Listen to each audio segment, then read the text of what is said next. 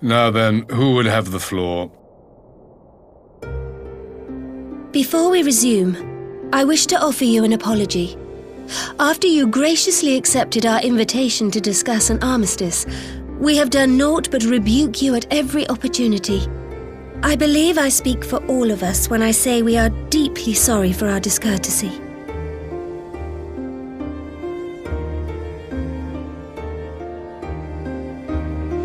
I'll admit your familiarity with our affair surprised me and served to remind me how little I know of yours.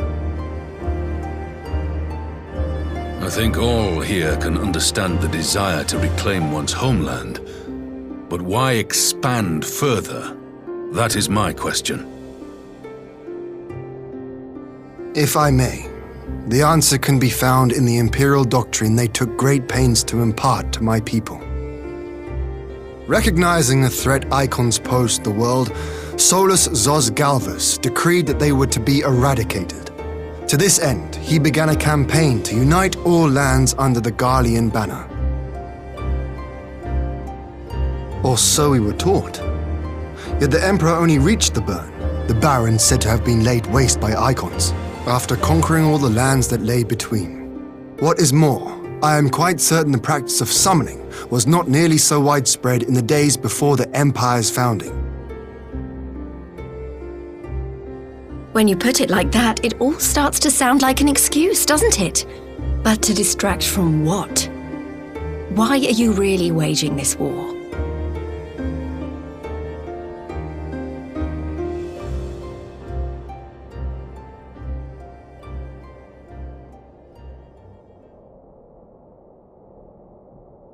Finally, you ask the right question. I can but hope you heed mine answer and at last accept the righteousness of our cause. My goal is this: to return the world to the way it once was, the way it was always meant to be. In doing so, mankind will be made whole once more.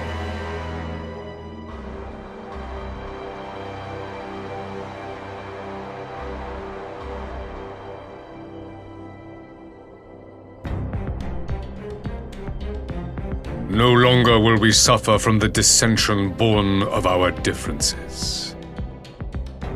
There will be but one race, a perfect race, as we were when time began.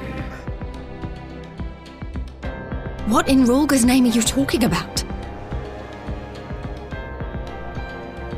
I am talking about the origins of the star, of the source and its 13 reflections. At the instant of the great sundering, 'twas not only the world that was shattered, but mankind itself. Thus were we divided into myriad races, each with its own unique imperfections. That is why man looks upon his neighbor and feels fear and hatred, why he wages war, why he kills his brother. You all in your own way have proven as much today. The peace you seek is but a fleeting solution to a fundamental problem.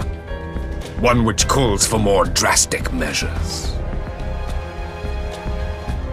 To bring about everlasting peace, our worlds must be rejoined.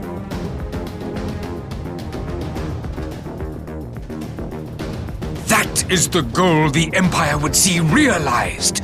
The glorious future unto which we shall one day shepherd mankind.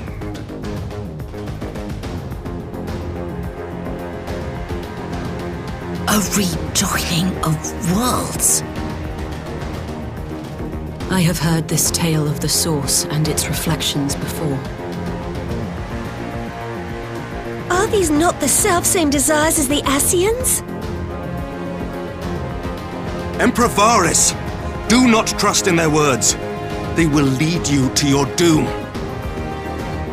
My father thought to use them, but in the end he succumbed to their temptations. He embraced summoning like so many other pawns before him. Do not tell us you mean to do the same.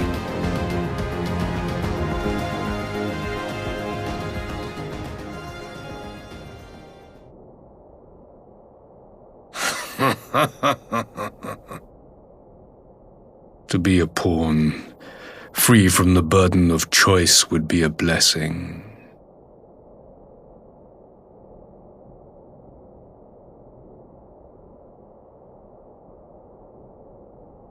But I forswore that privilege the day I learned that the Garlean Empire was built by the hand of an Ascian. What?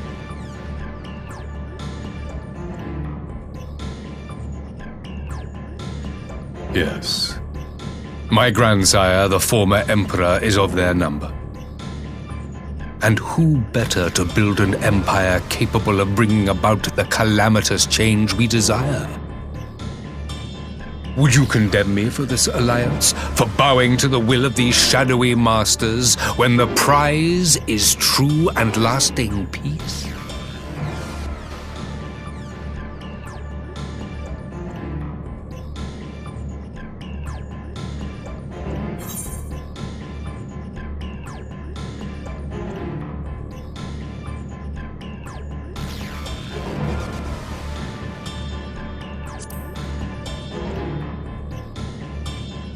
I come not to conquer, but to liberate. To free man from the prison of divergence. Imagine a world united.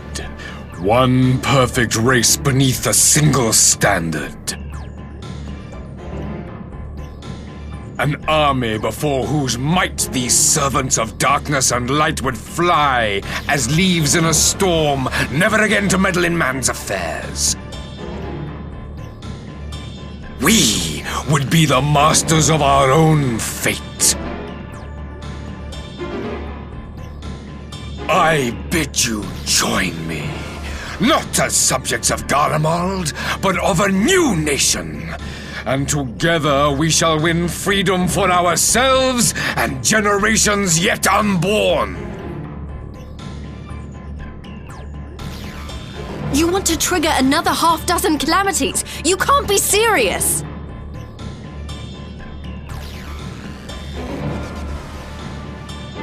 Have you forgotten how many died? There will be no one left! Do you truly imagine we would aid you in your bloodletting? It is unthinkable! Unconscionable!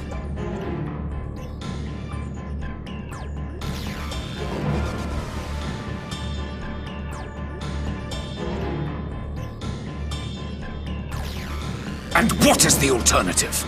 To be as cattle waiting for slaughter? I would have us work together that we might take fate into our own hands.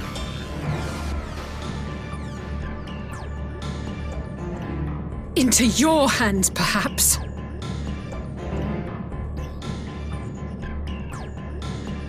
But what of the other worlds, your radiance? With every calamity, you obliterate a star and every soul that dwells on it.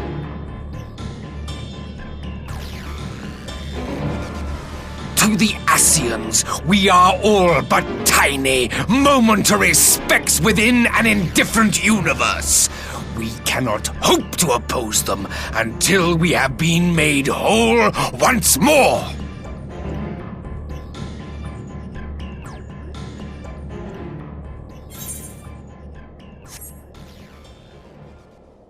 Are these truly the words of Garlemald's ruler? The flaws and foibles which you so abhor are what make us who we are.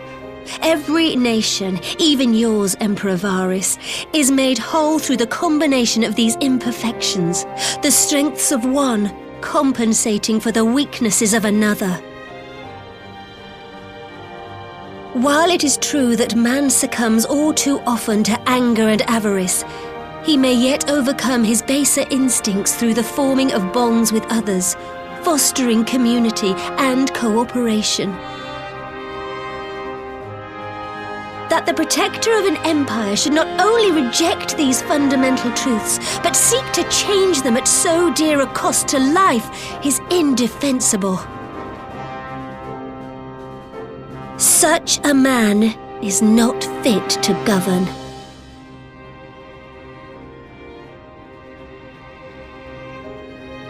And you, warrior of light, would you refuse me as well?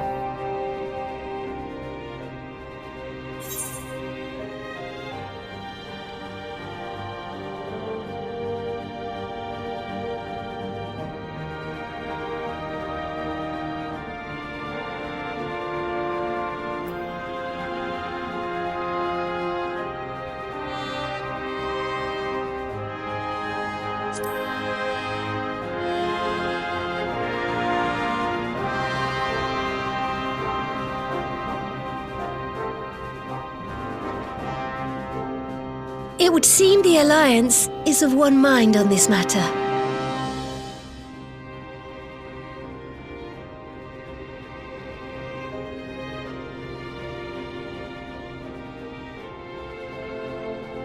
You Eorzeans never cease to disappoint me. Though I suppose I have only myself to blame for expecting more from savages. This discussion is at an end. I bid you make ready for our next meeting. It will not be at the negotiating table.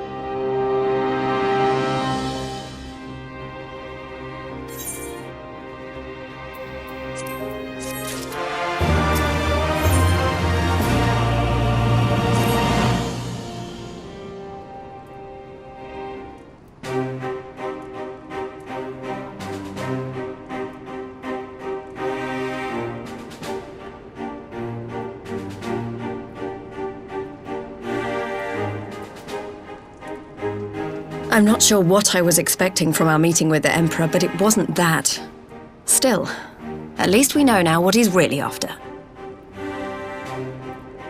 Aye, a future built on a mountain of bodies. I too want the Ascians dead, but not at any cost. The last of the reinforcements from Dorma arrived not long ago. I pray it will be enough. Given the Emperor's stated goal, this is a battle we can ill afford to lose.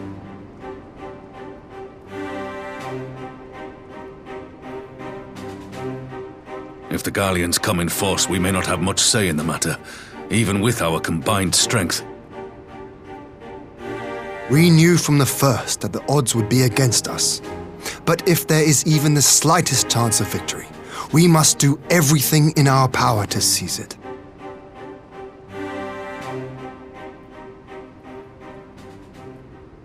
We must seize it, full stop.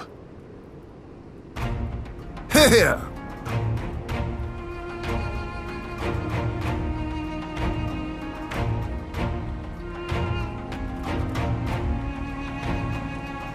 The two of you are to join an irregular unit and support the main host. I won't bother asking if you're minded to fight. After coming this far, how could I not? And for once, there's no one around to countermand me.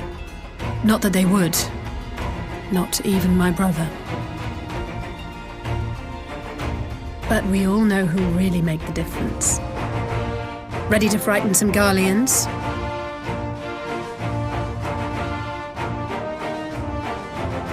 I wouldn't want to be on their side.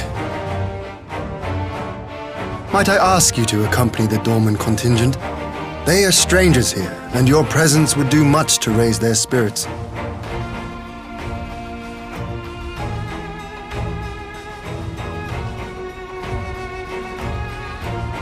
We would be honored. When our people stride out with you in their midst, I dare say the Eorzeans will feel an ilm taller themselves. High spirits have a way of spreading. What I wouldn't give to join you. But my duties as field commander will not allow it. I'll leave the front lines in your capable hands.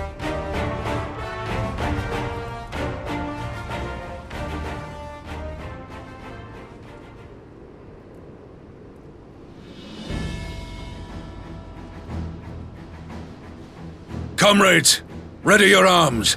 The hour of battle has come. May the crystal guide us to victory!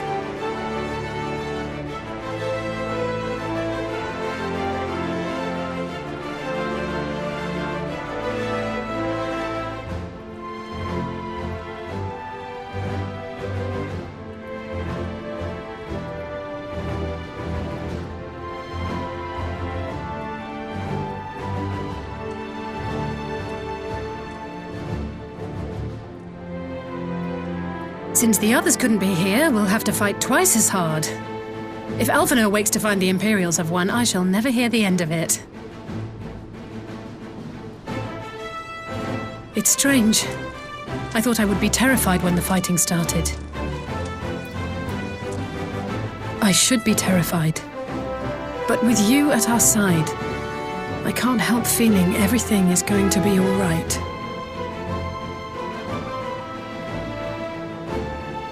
So please, don't you dare leave me alone.